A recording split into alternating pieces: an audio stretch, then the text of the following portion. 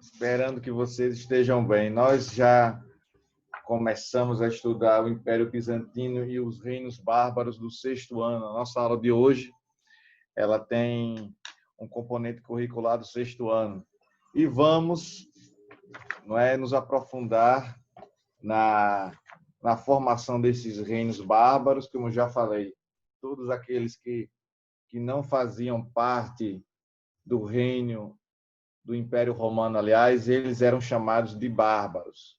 Era um nome, entre aspas, pejorativo, dando ideia de que quem estivesse fora do território imperial, do território do Império Romano, automaticamente essa pessoa estaria num processo de pouco desenvolvimento, numa formação que não era a mesma se caso ele ou ela estivesse dentro do território romano. Por outro lado, eu já mencionei que o Império Romano já apresentava uma série de dificuldades por conta da crise do escravismo, a insatisfação militar e as fronteiras, essa insatisfação militar vai fazer com que as fronteiras romanas do Império Romano fiquem muito fragilizadas. O que significa isso? Significa que elas poderiam ser invadidas e alguns territórios deixariam de pertencer ao Império Romano. Com isso, os povos, os visigodos, que também eram chamados de bárbaros, os visigodos, os ostrogodos, iriam também ser chamados de povos bárbaros e fatalmente poderiam, em algum momento, principalmente próximo do fim do Império, eles poderiam tomar posse daquele território vizinho e formar um reino ali. E uma outra coisa importante é salientar que a concentração de pessoas na capital do Império Romano do Ocidente era muito grande e na região próxima ali de Roma. Muitas pessoas estavam começando, a partir de agora, do fim do Império Romano, começando a sair, migrar para as áreas rurais. Em busca de quê? Em busca de melhores condições de vida. No processo histórico, é muito comum essa situação, essa migração de uma região para outra, para que a população daquele período, daquele ano, daquela época, pudesse conhecer uma possibilidade de desenvolvimento e melhoria na qualidade de vida. Com isso, vai surgir a necessidade de se estabelecer. Já estou preparando vocês para que, quando vocês chegarem no finalzinho do ano do sexto ano e início do sétimo ano, a gente começar a se deparar com a questão do feudalismo, o senhor feudal, como era aquele sistema de parceria. Então, vai surgir o suzerano e o vassalo nesse período da Idade Média, que já é a Idade Média. Nós estamos aqui tratando historicamente, em relação aos períodos, nós estamos tratando do finalzinho da chamada Idade Antiga. Ainda estamos nesse período da Idade Antiga. Pois bem, nós já vivenciamos aqui a formação, os fatores que desencadearam a queda do Império, fator político, fator econômico, fator religioso, fator militar. Então, o militarismo tem queda, a questão dos mercenários, a invasão dos povos bárbaros e, agora, esses povos germânicos que vão, como eu poderia dizer, vão fazer a conclusão da queda do Império e estabelecendo uma nova forma de sobrevivência. O Império agora deixa de existir, são regiões que são administradas, e com isso nós vamos conhecer as formações das primeiras fronteiras, dos primeiros reinos estabelecidos, e entre esses reinos estabelecidos a gente vai estudar já o Império Carolíngio, por conta do rei Carlos Magno, onde hoje está ali a França, um pouco da Alemanha e da Áustria também, o que era o chamado Império Franco, o Império Carolíngio. Então, nesse aspecto, nesse momento histórico que a gente vai estudar já já, vai surgir personagens, reis, né, que já têm um nível de administração, de governabilidade, de administrar aquele território ali. Aquele território ele passa a pertencer a um rei, a ser administrado por ele, se fala um idioma, se passa a ter algumas culturas, e, do ponto de vista religioso, o crescimento, nesse momento, da força e a influência da Igreja Católica. Pois bem, feita essa introdução, nós vamos agora mergulhar de forma mais precisa e específica no conteúdo que se refere aos povos germânicos, aos povos germânicos. Vamos lá. Segundo os gregos, na página 280, nós vamos começar. Página 280. Aí tem assim: segundo os gregos, bárbaros eram a denominação para os povos estrangeiros que não falassem o idioma da Grécia. Mais à frente, os romanos acrescentaram a essa definição o conjunto de características culturais e sociais. Em outras palavras, aqueles que não seguissem a cultura dos gregos e romanos eram considerados bárbaros.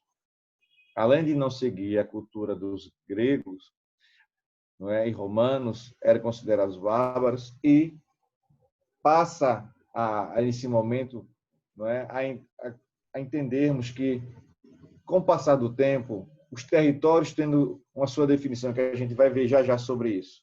Cada território vai ter a sua cultura, vai ter um idioma específico, um dialeto específico, uma forma de se comunicar específica, e aí vai dando um ar de nacionalidade, um Estado, um governo vai sendo estabelecido ali.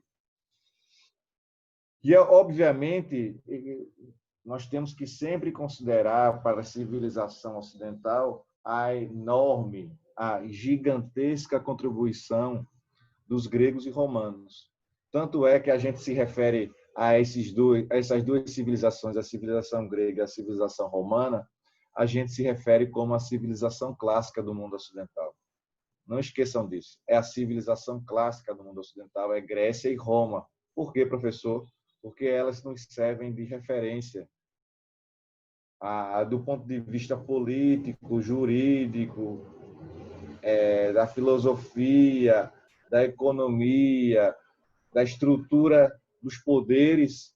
Nós temos hoje, no Ocidente, uma influência muito grande da estrutura que os romanos e os gregos utilizaram.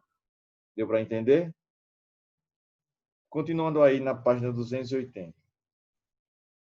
Mesmo tendo convivido diretamente com os romanos a partir do século IV depois de Cristo, os povos germânicos eram vistos como bárbaros. Bárbaros. O que se sabe sobre os costumes desses povos foi relatado pelos próprios romanos, principalmente pelo historiador Tácito, por exemplo, na obra Germânia. Segundo os registros usados por Tácito, foram povos que viviam na localização geográfica correspondente aos atuais territórios da Alemanha e da República Tcheca.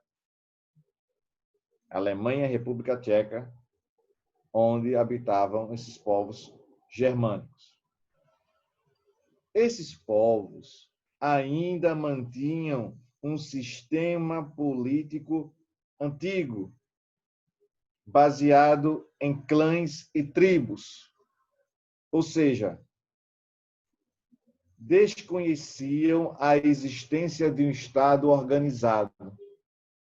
O que é que nós vamos ver? Isso nós vamos ver já já. Aqui não tem um Estado organizado, não tem definição de fronteiras, não tem quem é o governante, não tem.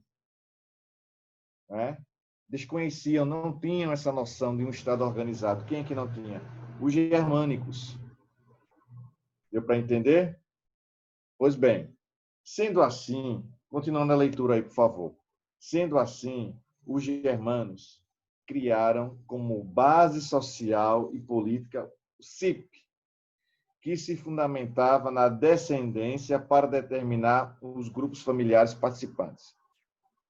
Quem comandava o CIP era o guerreiro mais valente. Nas assembleias dos guerreiros eram decididas quaisquer questões relativas à sociedade. A economia dos povos germânicos parecia muito com a desenvolvida ainda no período neolítico da pré-história brasileira. Desculpe, neolítico da pré-história. Baseava-se na agricultura e no pastoreio. Evidentemente, as primeiras comunidades, as primeiras formas de subsistência foi através da agricultura. Quem está lembrando aí dos aspectos lá da pré-história, e esse termo neolítico significa novo período, significa a introdução da agricultura. Alguns historiadores vão além, chamam esse período neolítico da pré-história da Revolução Agrícola. Agora, claro, evidentemente, que a chegada dessa Revolução Agrícola na pré-história, ela não vai acontecer do dia para a noite, não vai ser começando hoje, na semana que vem, no mês que vem, no ano que vem, está tudo pronto. Não. Tem uma série de etapas que teriam que ser vivenciadas para que essa agricultura desse certo. E essa agricultura também foi modelo para o desenvolvimento dos povos germânicos. É isso que eu estou querendo dizer, o livro também. Baseava-se na agricultura e no pastoreio. A agricultura era coletiva, embora houvesse pequenas propriedades, não é? Coletiva quando tem um grupo ali trabalhando junto. E também tinha coletiva e tinha forma mais individual, pequenas propriedades que ele está chamando aqui. Tudo o que fosse produzido nas tribos seria usado de forma igual entre todos. Então, se produzia vamos supor aqui, 10 quilos de trigo, estou chutando aqui da forma muito precária, muito rudimentar, de forma muito primitiva, essa produção desse trigo aí, muito. A colheita do trigo, a utilização para fazer os alimentos que vão ser utilizados com aquele trigo, o pão, né, o mais fácil, assim, entre aspas, para a época. E para todos. Existindo pouco excedente de produção. O que é excedente? É a sobra de produção. Aquilo que excede, que vai além, que sobra. Não é? Se eu pensava eu estou plantando feijão e pensava em colher 20 quilos, eu colhi 30 quilos ao invés de 20. Então, excedeu, foi além, foi a mais. Excedente significa isso, de produção. E o pequeno comércio se resumia a troca entre tribos. Uma tribo entrando em contato com a outra e fazendo esse trabalho de trocas. Também caçavam e pescavam, além de pastorearem ovelhas e cabras, aproveitando a carne e o leite. Com o tempo, descobriram a técnica de metalurgia. Ao lado do nosso livro, nós temos o significado do termo metalurgia. É o ramo da engenharia dedicado à fabricação de metais por meio de processos físicos e químicos. Metalurgia, usada para a construção de armas e carros de combate, o que os tornava uma grande potência militar da época. Uma grande potência militar da época. Então, percebemos aí que os germânicos começam a se armar militarmente, se preparar militarmente, que a gente começa a ver a possibilidade daqui a algum tempo de formar, não é, um grande exército para entrar em conflito com seus vizinhos, tomar posse daquela situação, daquele território, não é? Tomar posse daquele território do vizinho. Pois bem, Claro, não é que esse termo bárbaros para os germânicos é um termo preconceituoso, né? É um termo que vem da questão de raças, de etnias, dando ideia de que os romanos eram superiores aos outros povos que não faziam parte do Império Romano. Os romanos são superiores em relação aos visigodos. Então, quando se tem esse termo bárbaros para todos aqueles que não eram romanos, tem essa característica preconceituosa, né? Que vem de etnia, do etnocentrismo, que tem a ver com as raças. Uma raça sendo melhor do que a outra, se achando melhor do que a outra. Na verdade, nenhuma raça é melhor do que a outra. Mas, nesse aspecto, o significado de dar nomes aos povos germânicos, aos visigodos, aos ostrogodos, é com esse sentido preconceituoso. Então, tem que deixar bem claro isso. Vamos fazer uma atividade. Espero que vocês tenham entendido o que eu expliquei agora sobre os bárbaros, os significados e por que essa origem desse nome, a origem desse nome. É dando uma ideia de superioridade para os romanos. E até hoje se usa muito essas questões, que eu não vou me aprofundar agora, senão eu vou acabar fugindo um pouco do nosso conteúdo. Voltando para o nosso conteúdo, que são os povos bárbaros, os povos germânicos que estão ali próximo, fazendo fronteira com o Império Romano, com o território do Império Romano, chegamos na página 281. A página 281 tem duas questões para que a gente possa fazer. Eu vou fazer a número 2, que diz assim, ela tem um enunciado um pouco extenso, um pouco grande, uma pergunta um pouco maior do que a tradição manda, mas vamos lá. A cultura do Império Romano, número 2, apresentava singularidades. O que significa isso aí? Apresentava características específicas, mas também aspectos de outras culturas, como a grega e a etrusca, que ajudaram na sua formação cultural. Então, para que o Império Romano tivesse uma cultura característica específica, eles foram influenciados pelos gregos e pelos etruscos. Com assimilação, que assimilação? Com absorção, com entendimento do cotidiano do povo cotidiano romano pelos povos germânicos, sem que isso resultasse na perda de aspectos centrais de formação e identidade. Esse processo de aculturação se tornou mais intenso, a junção de culturas, a aculturação, termo da sociologia aí. Que tipo de organização política? Sociologia é uma ciência que você vai estudar lá no ensino médio, né?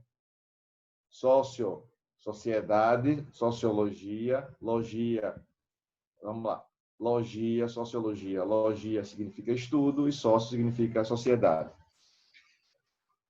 Então, a pergunta é a seguinte: que tipo de organização política e econômica os povos germânicos mantinham antes de adentrar o Império Romano? Qual é a resposta, então?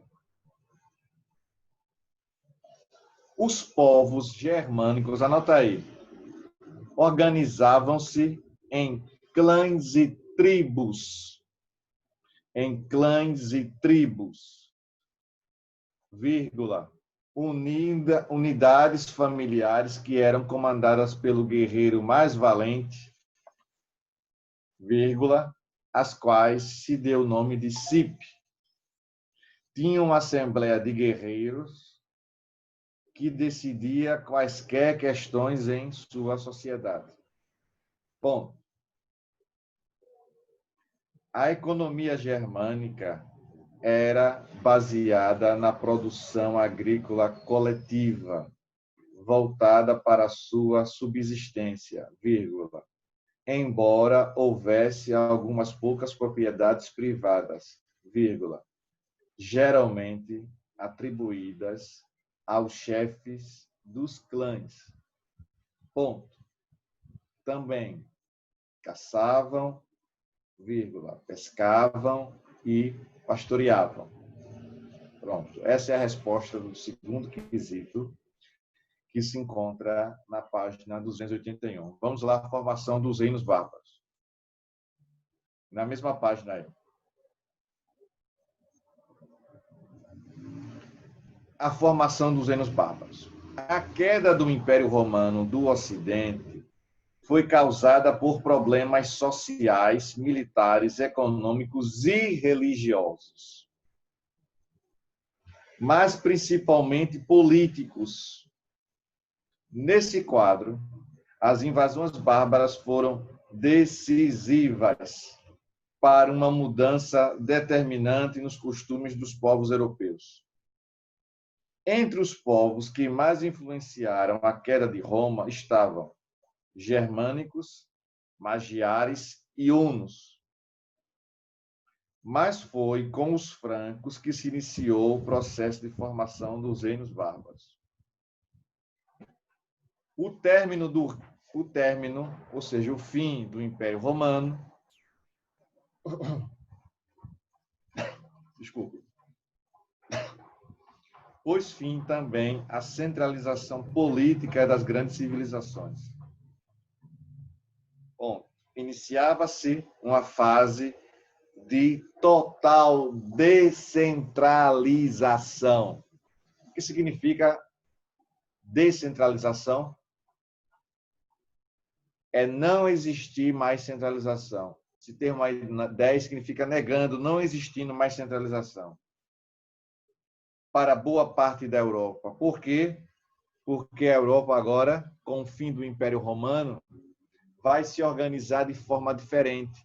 Vai se organizar através de feudos. Professor, me ajuda aí, o que significa feudos? Para me mostrar aqui em casa. Feudo significa propriedade agrícola, em que um senhor feudal detém o poder naquela terra ali e oferece proteção para aquela família, para aquelas pessoas. Então, feudo é a propriedade agrícola, que a gente vai ver agora, que passou a se organizar em feudos. Outra parte do continente, influenciada pelos povos bárbaros, organizou agrupamentos humanos estabelecidos geralmente em aldeias. Vamos agora para a página 282, que vai citar aquilo que eu antecipei um pouco na introdução, ou seja, as dinastias, uma fase em que a dinastia que vem é uma fase em que determinada família, determinado grupo de pessoas está administrando aquela região. Pois bem, vamos lá? 282. Os francos, como já dito anteriormente, foram os primeiros povos bárbaros a se organizarem em reinos, em um estado centralizado. Isso se deu, em especial, devido aos deslocamentos em direção à região da Gália, no norte da atual França, a partir do século V. Pois bem, os reinos francos tiveram duas fases distintas. Repetindo, os reinos francos tiveram duas fases distintas. Significa o que aí? Duas fases diferentes. A primeira, na página 282, aí, presta atenção aí no serviço. A primeira ocorreu quando o chefe franco, Clovis, deu início à chamada dinastia merovingia. A dinastia merovingia iniciada por Clovis. A segunda fase se iniciou com Carlos Martel e a coroação de seu filho Pepino o Breve como rei franco, mas atingiu seu auge com o reinado de Carlos Magno, que levou à formação do Império carolíngio, formação do Império Carolíngio, não é? Vamos agora compreender, entender a chamada dinastia merovingia. Embaixo, na página 282, nós temos a oportunidade de verificar, de conhecer, de analisar as conquistas realizadas por Carlos Magno, o território do Reino Franco, perceba aí em rosa, né? Lyon, Autun, Genebra, ali entre a França e hoje a Suíça, a cidade de Genebra hoje fica na Suíça, a Provença, a Septâmia, a Marca Espanhola, são regiões aqui, Reino Lombardo, na Península Itálica, Milão, Parma, Estrasburgo, cidades, regiões que serão ou do Reino Franco ou conquistas de Clovis e de Carlos Magno. Tá bom assim? Pois bem, a dinastia merovingia. Os francos, na página 282, os francos migraram para a região da Gália no início do século V. Sua civilização atingiu alto grau de complexidade quando chegou à fase do Império Carolíngio, que veremos adiante. No ano de 481, Clovis, chefe de uma das várias tribos de francos, foi coroado rei. É nesse momento aí que marca a origem da dinastia merovingia. Nome foi dado, já estou na página 283, nome foi dado em função de seu avô, Meroveu, que havia sido um grande guerreiro franco, considerado ele um herói, e por isso que ele colocou, o Clovis colocou, em homenagem a seu avô, o nome da dinastia. Daí vem a dinastia merovingia, que se iniciou numa parte da Gália por volta de 497. Já dominava todo o norte da Gália e, em 507, estabeleceu seu domínio sobre a parte sul dessa região. Com isso, verificamos aí nessa imagem, né, a dinastia merovingia, a cena cotidiana em que o filho de Clovis é educado na arte da guerra. O filho de Clovis está se preparando na arte da guerra, está com a espada, manuseando aquela espada ali.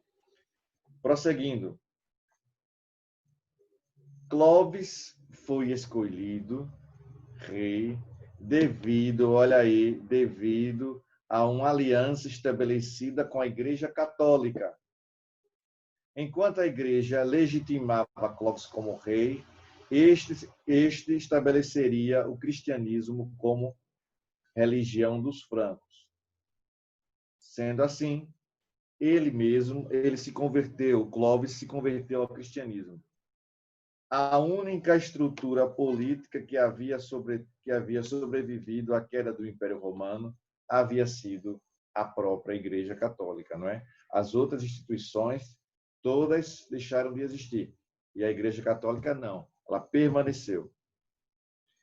Para garantir sua força e influência numa Europa descentralizada e dividida em vários reinos, presta atenção aqui, numa Europa descentralizada e dividida em vários reinos e grupos humanos. Vocês vão entender que essa divisão entre vários reinos vai durar um bom período. Quando vocês estiverem lá no 8º ano, mais ou menos lá no 8º ano, vocês vão entender que os últimos reinos a se unificarem serão da Itália e da Alemanha. Até então, a partir de agora, vamos conhecer esses reinos que não estão unificados e dois vão se unificar de forma tardia, vão demorar muito para se unificar, para que pudessem ser chamados de países unificados, Itália e Alemanha. É bom que vocês possam estar atentos a isso e guardarem isso aí na sua mente. Tá bom assim? Então, na próxima aula, nós vamos evoluir no estudo do Império da dinastia Merovingia e entrar de forma específica no Império Carolíngio. Bem, pessoal, por hoje é só. Eu espero que vocês tenham absorvido o conhecimento, tenham entendido e qualquer dúvida pode mandar mensagem para mim. Tá bom assim? Tchau para vocês. Até a próxima. Tchau.